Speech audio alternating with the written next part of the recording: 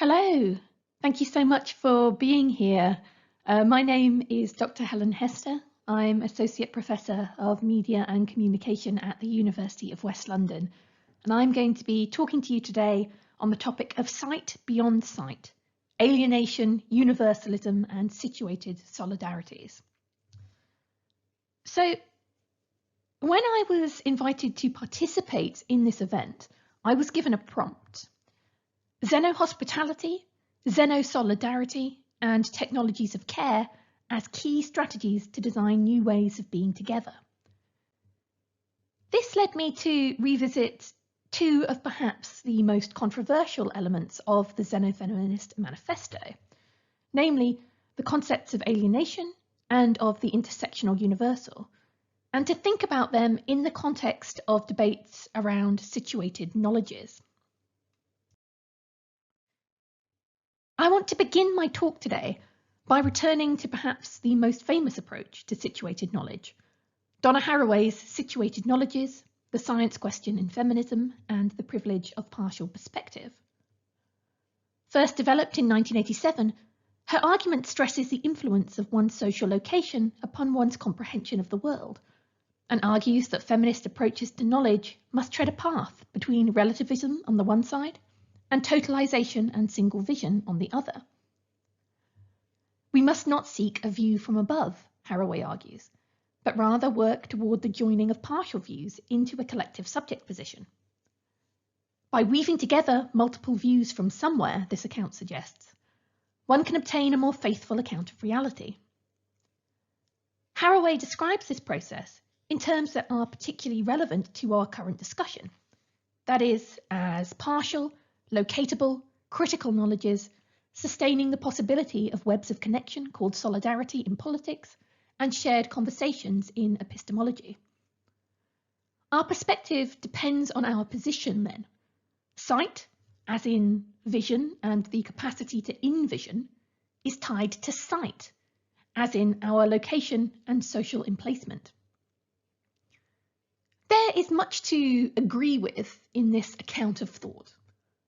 That it begins from a given situation, that it must begin from some location, from some body or entity, is a claim that brooks no disagreement. But Haraway's work has not gone unchallenged. Several feminist critics have pointed to its potentially problematic implications, particularly in terms of the ways in which it has been popularised. Sylvia Wolby, for example, argues that, following Haraway, differences of social location have been taken to mean that we can aspire merely to partial and situated knowledges. That is, a series of incommensurable knowledges or forms of knowledge fundamentally separated from each other. Despite Haraway's claims regarding the webbing and connectedness of knowledges, she is read as arguing for the impossibility of truly appreciating the other's point of view. The upshot of this is that the grounds for feminist solidarity are eroded, and the possibilities for struggling productively alongside one another are thought to recede. Now, to be fair to Haraway, the idea that her concept of situated knowledge rejects objectivity and wants to give up on routine knowledge development through theory and data is a misreading. In whatever way her ideas have been used, Haraway is always at heart a scientist. She writes on behalf of those who would still like to talk about reality, and is scathing about postmodern feminism's willingness to reject the notion of truth. She notes wryly that, quote, "We unmasked the doctrines of objectivity because they threatened our embodied accounts of the truth, and we ended up with one more excuse for not learning any post-Newtonian physics, and one more reason to drop the old feminist self-help practices of repairing our own cars." Despite some elements of her reputation then, we can see that Haraway is committed to objectivity, to reason, and to a knowable reality. It is in fact a misreading of situated knowledge as entrenched knowledge, which generates deleterious political effects. The tensions between Haraway's work and its popularisation and critical reception is my starting point today. More generally than this, though, I want to revisit the thorny issue of how to recognise, respect and respond to difference, and consider how this has been approached in contemporary feminist theories of solidarity. I will start by considering the dismissal of difference and its expression via the idea of situated knowledges as a barrier to political solidarity, particularly within feminism, before looking to alienation and universalism as means of navigating situatedness and solidarity. By doing so, I hope to move toward a more developed understanding of what a specifically feminist approach to solidarity might look like. As has already become apparent, when the differences of perspective implied by the idea of situated knowledge are seen to be static or entrenched, they can be positioned as barriers to solidarity. Jodie Dean makes this point when, in engaging with Haraway's legacy, she declares that she is convinced that a major barrier to women's working together has been our inability to conceive of connecting with each other through and across our differences. Because our differences from each other have been conceptualized as barriers, we have understood relationships as premised on agreement. This has kept us from working together when consensus is not possible. Within such conceptions, one's location is taken as fixed. One cannot change position, and as such, one cannot work for and from the other perspectives. Swati Parasha makes a related point when she suggests that while the feminist movement typically remains committed to the politics of anti-racism and anti-colonialism and against Western cultural imperialism, any debate about harmful cultural practices in the global South remains unexplored or burdened by concerns about the authentic voice which can engage in the Speech Act. According to this account, anxieties about speaking to issues that do not directly affect one come to act as blockages to the practice of feminist solidarity. Parasha does not simply dismiss these concerns, and nor does she downplay the fact that they might stem from a desire to respect the autonomous organising efforts of others. Indeed, she notes that in building transnational solidarity, transcending cultural boundaries in the name of women's rights is a very difficult and sensitive area. Ethnic group members of movements for improving human rights know the best approach to organising around these issues. Ultimately, however, she is critical of the ways in which staying in one's lane comes to restrict the possibility for coalitional politics. We should not let others become isolated in their struggles, she argues. Instead, we must build strong intercultural relations and promote open and frank dialogue to address the fear of the unknown and understand difference. As these comments suggest, there is a risk that discourses grounded in reductive understandings of situated knowledge actually allow people to sidestep issues that don't directly concern them. In short, static understandings of situatedness can be used to not only reinforce existing frames of reference, but participate in the perception of their immutability. Rather than enabling a more reflective kind of politics that goes beyond immediate self-interest, this actually serves to let a lot of people, within the context of contemporary feminism, particularly white middle-class cis women like myself, off the hook in terms of caring about circumstances that do not map conveniently onto their own. Fortunately, the undeniable situatedness of knowledge does not determine in advance the possibilities of understanding. In truth, while, as Haraway reminds us, all thought does indeed originate from somewhere, it isn't necessarily confined to the parochial. There can be no placelessness, no pure outside from which reason is practiced, but it is no less reason for that. To explain this, I want to dig into xenofeminist understandings of alienation, particularly drawing on the work of my Laboria Cubonics colleagues, Patricia Reed and Diane Bauer. My argument is that the possibilities of using reason to see beyond our personal circumstances, which xenofeminism describes as a manifestation of alienation, means that it is possible, though not at all easy, to escape from a fixed position.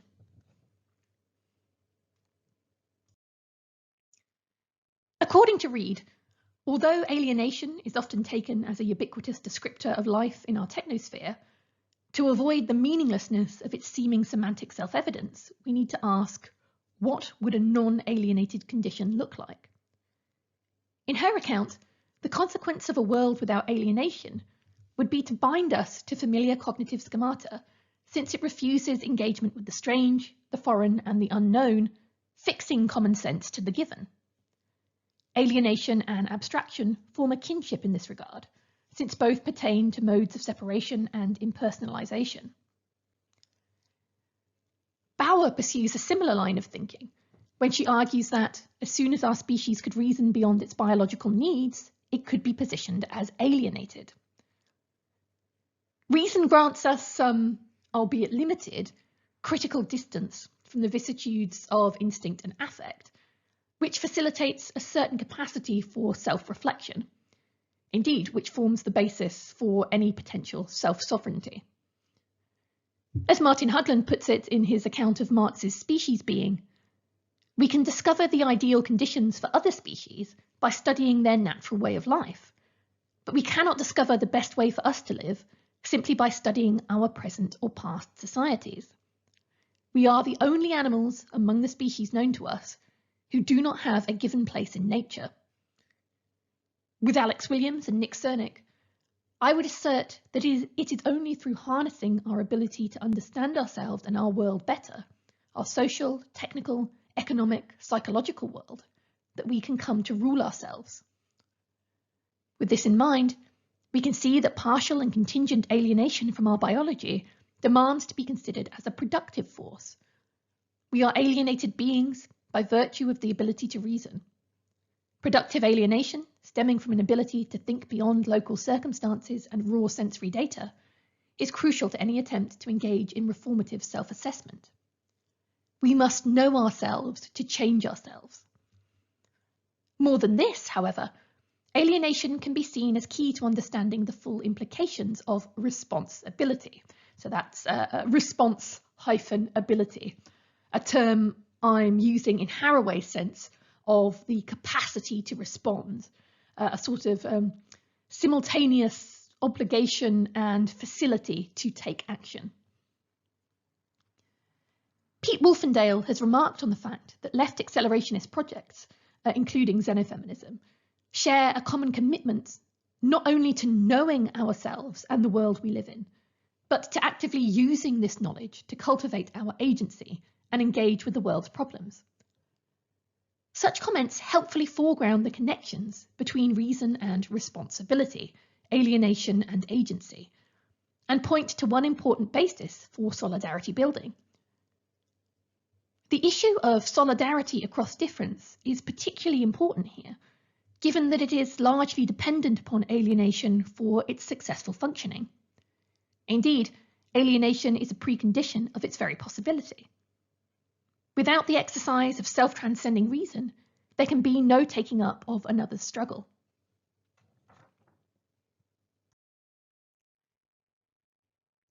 As a species capable of achieving an unsurpassed insight into complex and intersecting global systems, we need to, as Reid puts it, practice care in a manner commensurate with the proportions of complex reality today, which means learning to care for unfamiliar relations and knowing how to care at the scale of the impersonal. Ultimately, this idea of impersonal care for the unknown and the unfamiliar folds into a project for a solidarity without sameness, what we might call xeno-solidarity. This has important implications for our discussion of perspective and position within accounts of situated knowledges. Having the ability to engage in complex forms of abstract reasoning brings with it a particular kind of responsibility, one with the ability to reach beyond the immediate realm of the same and into the xeno. This arguably facilitates attentiveness not only to the needs of other sapient beings, but also to non-sapient forms of life and to the various ecologies that sustain us all. Indeed, ecology is a particularly crucial issue in this context, given its ongoing and rapidly evolving entanglement with alienation. There is no unmediated way to confront global climate change today, for example. As such, a sort of vast infrastructure has been set up to provide us with an understanding of the climate, one that is necessarily extra-local in its scope. Something like the global average temperature is not information that can be simply or immediately obtained by going to a place and taking a single measurement, let alone using nothing but one's organic sense organs. It requires a huge amount of data from around the world, data that we obtain via satellites, with ships, using all these many and varied apparatuses of a necessarily global technological process. There are a huge number of factors that need to be taken into account with every measurement if we are to understand how the temperature is increasing globally to the best of our current abilities. There is no unalienated process via which things like climatic phenomena can be appreciated. We are reliant both on our collective capacity to think beyond our location, our sight, and on the technical augmentation of limited human perception, our sight, if we are to have any hope of understanding these things.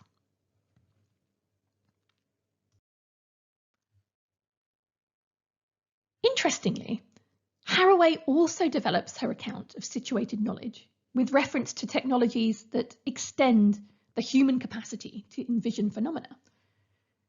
And it is in elaborating this form of cyborg vision that she most forcefully articulates something akin to the idea of sight beyond sight. She points to, quote, photographs of how the world looks to the compound eyes of an insect, or even from the camera eye of a spy satellite, or the digitally transmitted signals of space probe perceived differences near Jupiter that have been transformed into coffee table colour photographs.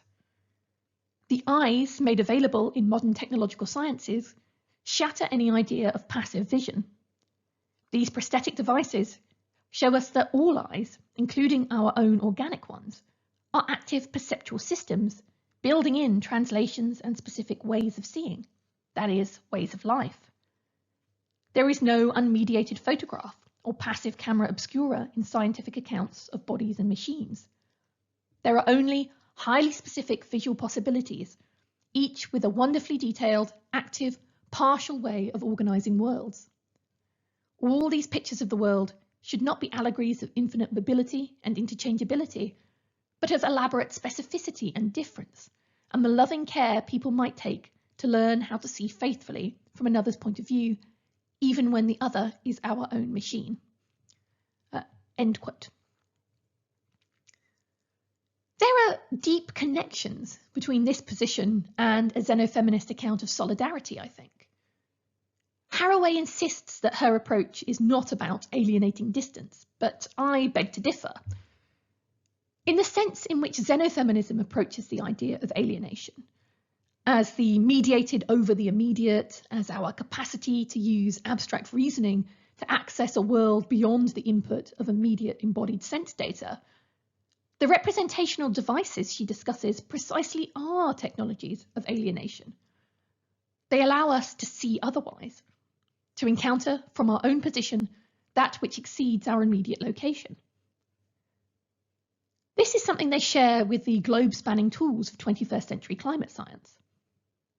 Of course, even with the assistance of technologies of sight beyond sight, human societies have struggled to generalise any project of xeno-solidarity.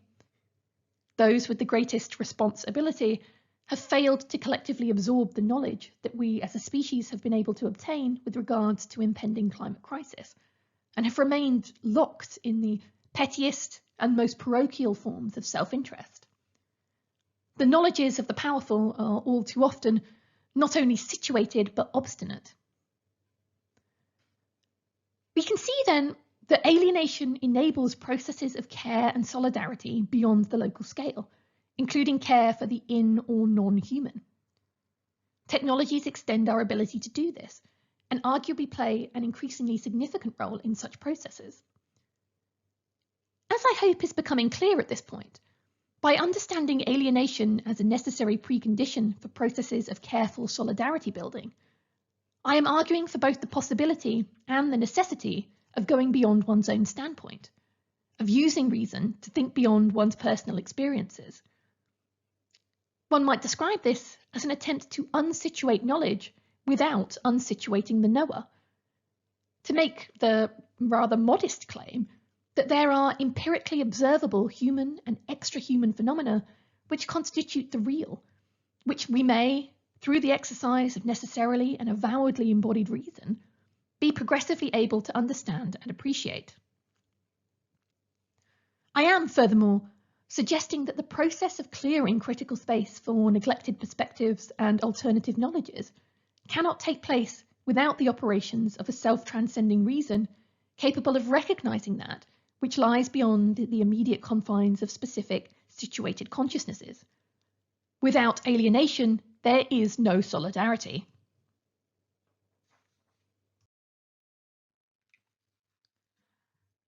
For many, these kinds of points will seem straightforward or commonsensical, but there are nevertheless real political stakes involved. Remember, critiques of Haraway's notion of situated knowledges have argued that the idea of unavoidable emplacement risks becoming a barrier to coalitional feminisms, and the navigation of difference has long been seen as a stumbling block for things like transnational solidarity. While the claim that we are capable of knowing more than we see is still widely accepted, even within the determinedly counterintuitive realm of feminist critical theory, an assertion of the potential validity of our opinions on matters beyond our own lived experiences remains rather more contentious. This is a matter not simply of knowledge or reason, but of perceived authority and legitimacy. Let me point here to the work of Bell Hooks on sisterhood, which I think makes a really forceful case for the possibility and necessity of sight beyond sight. Hooks denounces what she calls special interest groups, who lead women to believe that only socialist feminists should be concerned about class, that only lesbian feminists should be concerned about the oppression of lesbian and gay men, that only black women or other women of colour should be concerned about racism, and so on. In Hooks's view, every woman can stand in political opposition to sexist, racist, heterosexist and classist oppression. Women must learn to accept responsibility for fighting oppressions that may not directly affect us as individuals. Feminist movement, like other radical movements in our society, suffers when individual concerns and priorities are the only reason for participation. When we show our concern for the collective, we strengthen our solidarity. In explicitly referencing every woman here, in calling us all in to the collective political subject implied by the idea of a feminist sisterhood, Hooks's work gestures to a further set of questions pertaining to solidarity. Specifically, it invites us to consider the operations of the political universal. It is with this in mind that I turn to the final part of this lecture, in which I will revisit the idea of the intersectional universal put forward by the Xenofeminist Manifesto. My argument here is that intersectional universality is in fact best understood as a call for situated solidarities.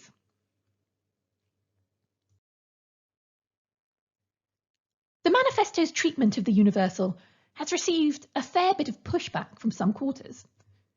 Previous attempts to articulate a universal have, as Rosie Breadotti reminds us, been hampered by a willful failure to be properly representative. The universal subject is implicitly assumed to be masculine, white, urbanised, speaking a standard language, heterosexually inscribed in a reproductive unit, and a full citizen of a recognised polity. Critics, cognizant of this exclusionary history, fail to see how gestures towards universality can be anything but oppressive, and argue that to emphasise the generic is to ignore the significance of difference, including racial difference. Such positions are understandable, but they largely misconstrue the meaning of the political universal within a xenofeminist framework. The manifesto concentrates on the fact that the universal is not discovered, but collectively constructed.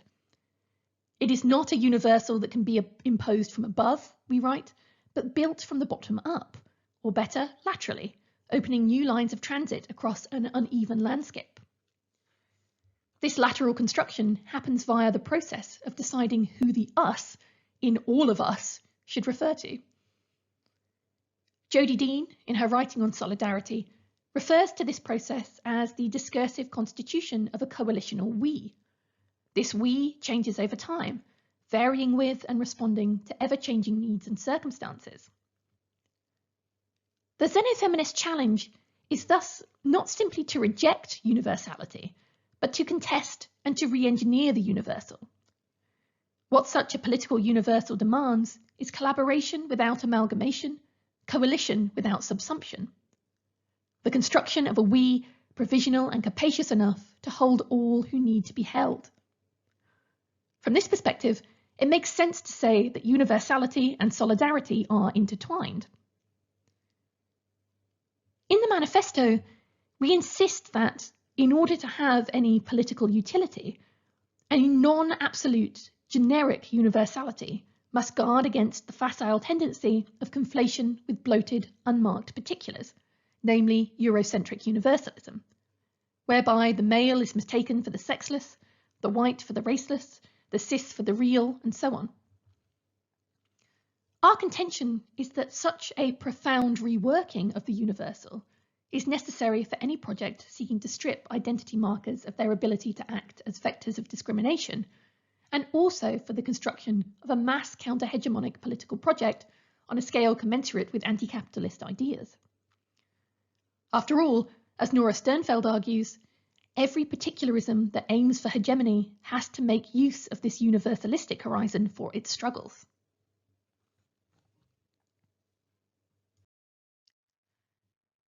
The specific example she draws on in her work is the Zapatistas, who, quote, assume the very right a racist perspective denies to the indigenous population, to adopt a standpoint transcending their own local concerns and their own struggle, and to show solidarity with other struggles. The political universal is mobilized, and in the process constructed, from below, here in the name of coalition and the scaling out of resistances. Extra-local perspectives, rooted in the particular conditions from which they emerge, but shifted to encompass that which goes beyond immediate social location, are fostered in the name of an appropriately expansionary form of solidarity. Thus, while universalism is generally attributed to the majority society, both within its own paternalistic discourses and amongst a large proportion of the critics, it is nevertheless possible to offer another perspective on this: the appropriation of a strategically universal perspective from the marginalised side, a perspective that steps out of the position of the victim and the object, and that takes pride in its capacity to act in solidarity with others. So, these are the stakes and the potentials of the kind of universalism xenofeminism engages in. How does this relate to intersectionality, and how else might we tease out the connections with solidarity and situated knowledges? As many of its key theorists point out, intersectionality is best understood as a method, a process of doing rather than simply a phenomenon, X meeting Y and Z, to be identified. In demanding a sustained sensitivity to the possibility of compound discrimination and privilege, it prompts us to engage in what Kimberly Crenshaw calls asking the other question.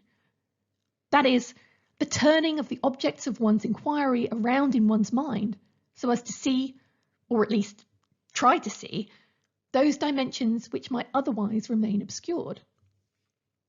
In this sense, intersectionality is itself an example of the possibility of sight beyond sight. It is the reasoning through of an issue in the light of numerous, often overlooked structures of oppression, with a view to more fully appreciating its possible implications, including its implications for those who are dissimilar to us.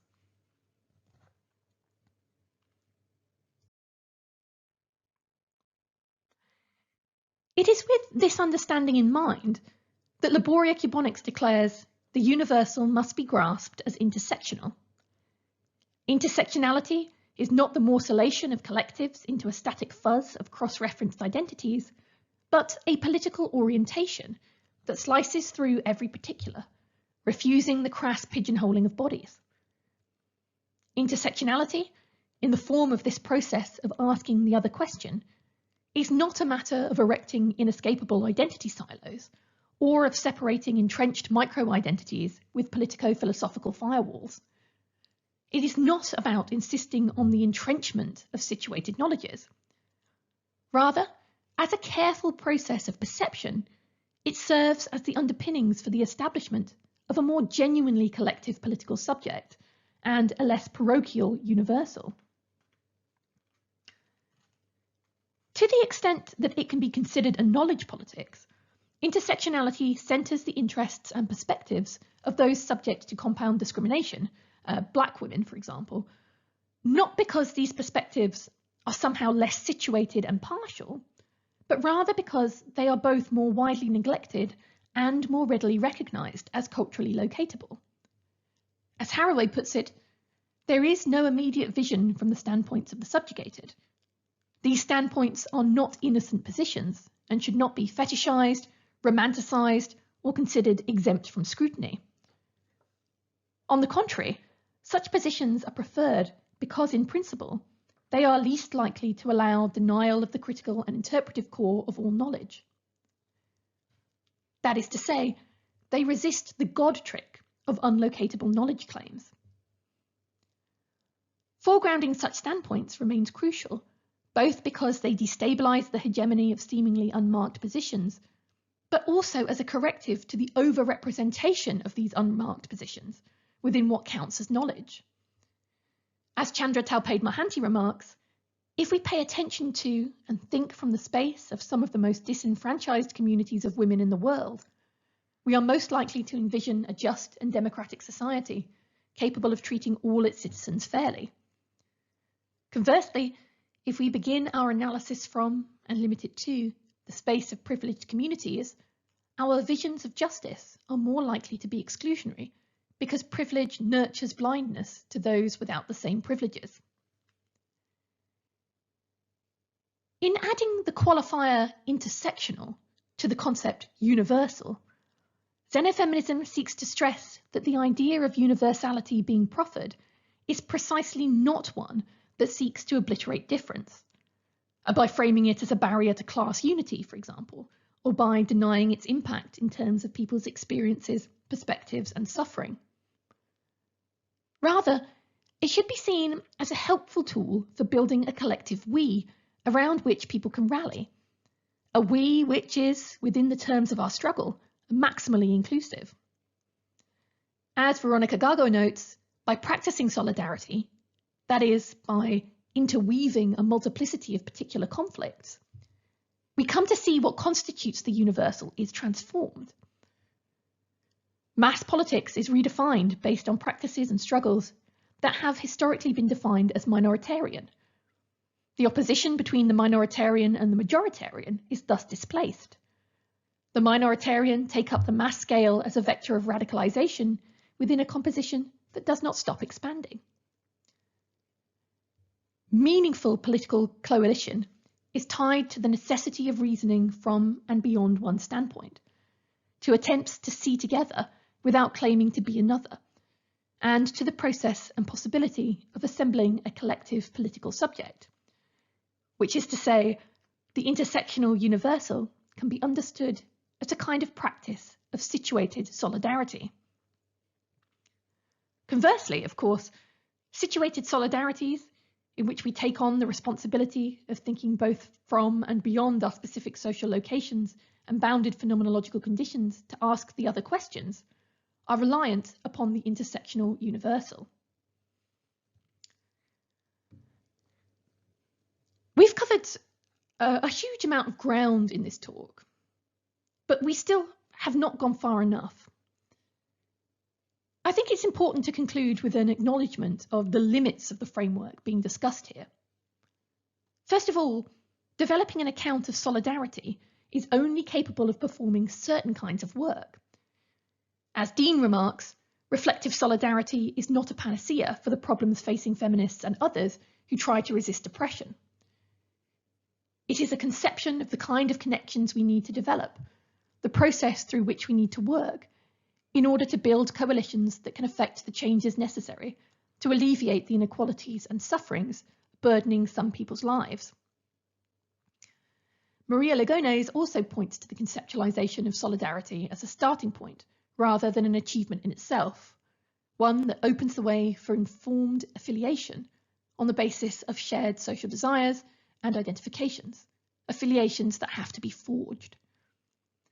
As Lugones puts it, we should not seek a form of coalition that arises from a denial of power differentials, but one that arises from within resistances to power at all levels of oppression. This, I think, is one way to foster situated solidarities. This is where we begin. So thank you very much for listening. I look forward to talking about some of these ideas further and figuring out with you if and how these ideas of xenosolidarity, alienation, and the intersectional universal can be made to be tools for different kinds of struggle. I'm really looking forward to talking to you about it in due course. Thank you very much.